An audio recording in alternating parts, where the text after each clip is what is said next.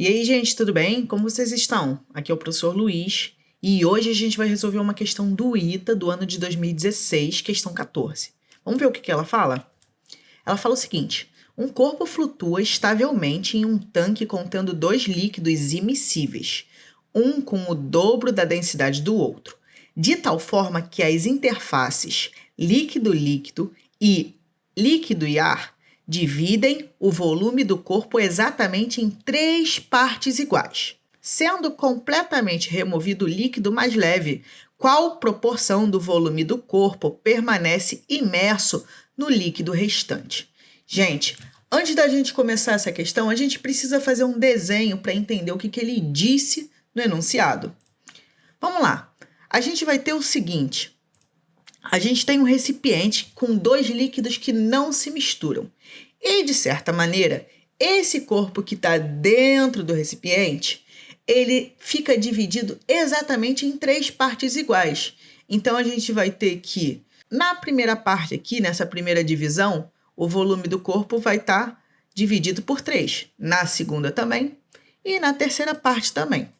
Ou seja, o volume do corpo está dividido em 3 partes iguais. Esse líquido laranja é o primeiro líquido. Ele é o líquido menos denso e eu chamei ele de líquido A.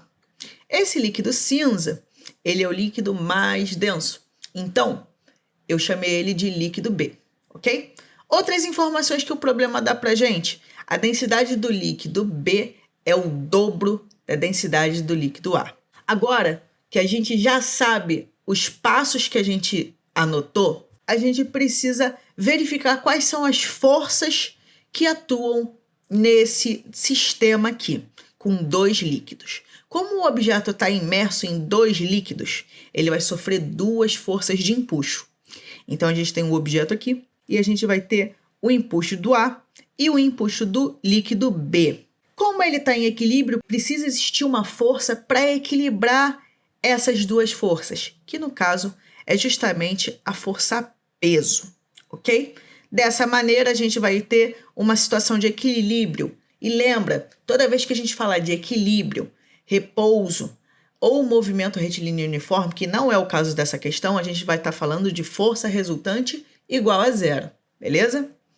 Então, vamos lá. Anotamos as forças, a gente pode correlacionar esses dados. Olha só. A gente tem que encontrar a massa desse corpo primeiro, para depois encontrar o volume que vai ficar imerso na segunda situação. Para a gente encontrar essa massa, vamos usar a relação que a gente tinha de força resultante igual a 0. Aqui são as forças que estão atuando, lembra? 2 empuxos apontando para cima e a força peso apontando para baixo. Para que essas forças se equilibrem, os empuxos precisam ser igual ao peso. Ok? Então, o empuxo do A mais o empuxo do B, que apontam para cima, tem que equilibrar o peso que aponta para baixo. A gente precisa lembrar como que calcula esse empuxo e o peso também. O peso é massa vezes gravidade. E o empuxo vai depender da densidade do líquido ou do fluido, da aceleração da gravidade e do volume imerso, ou seja, do volume do corpo que está dentro desse líquido. Tudo bem?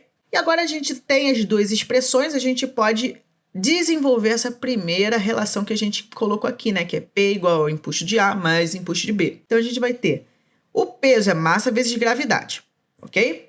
O empuxo vai ser do líquido A, vai ser densidade do líquido A vezes a aceleração da gravidade, mais a parte que está imersa nesse líquido A, que é 1/3. Para o líquido B, a gente vai ter densidade de B, gravidade e o volume do corpo dividido por 3, porque ele tem 1/3 nessa parte do líquido B.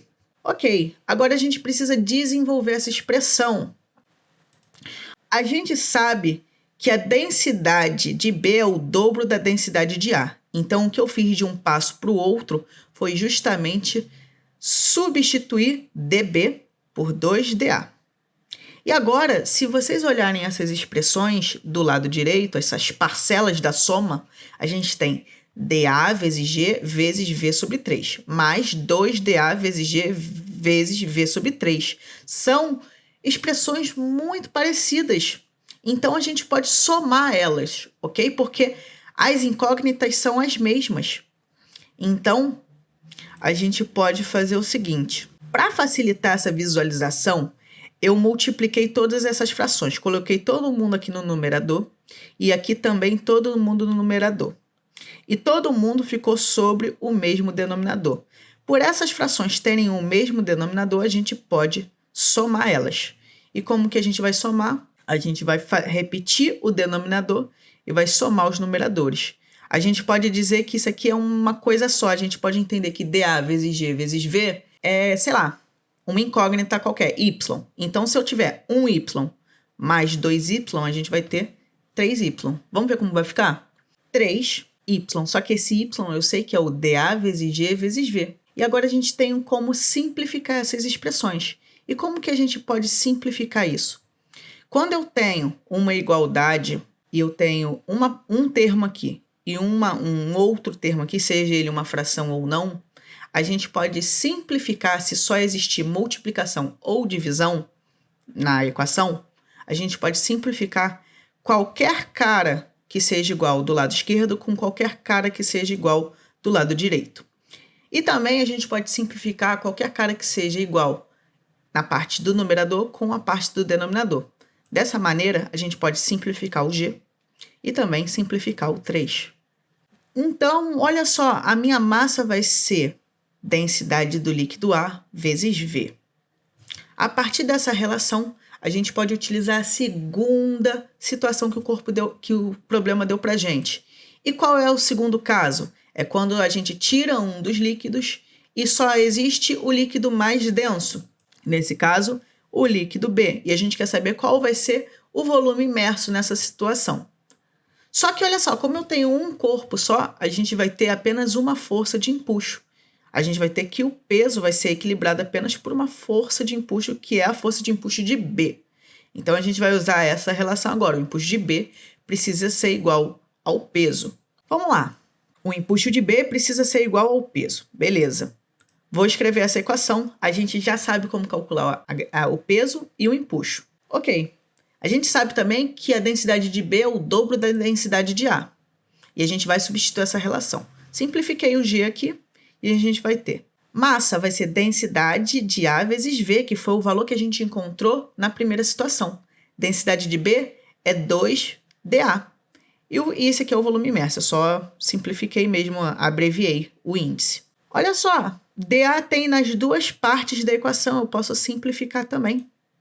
Então, a gente vai encontrar que o volume imerso, para eu encontrar esse volume imerso, eu tenho que passar esse 2 que está multiplicando para o outro lado, dividindo. Então, o volume imerso vai ser V sobre 2. Portanto, se o volume imerso é 1 sobre 2, a resposta que mais se adequa ao que a gente está procurando é a alternativa da letra A. Gente, então é isso. A gente está terminando essa questão. Qualquer dúvida que vocês tenham, podem mandar aqui nos comentários, que estarei sempre à disposição de vocês. Agradeço a atenção e desejo ótimos estudos. Até mais!